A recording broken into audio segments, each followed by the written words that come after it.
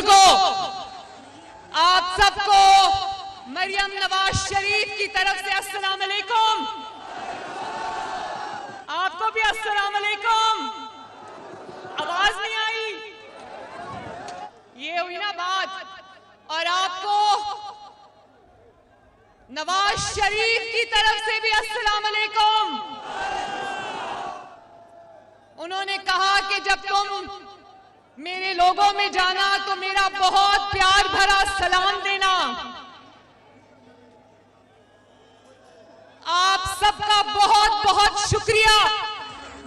शुक्रिया मेरे भाइयों, बहनों, बुजुर्गों। इतनी बड़ी तादाद में अपनी बहन और बेटी का इस्तकबाल करने के लिए मैं आप सबकी तहे दिल से शुक्रगुजार हूं।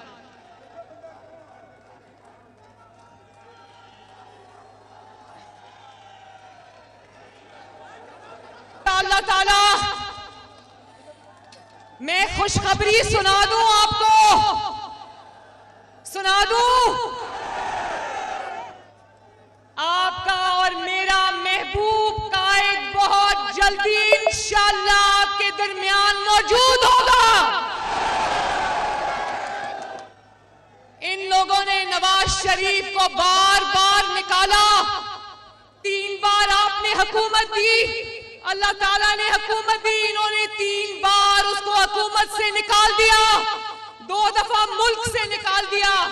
लेकिन अल्लाह ताला का फजल देखो, आज भी नवाज शरीफ इस मुल्क का सबसे बड़ा लीडर है।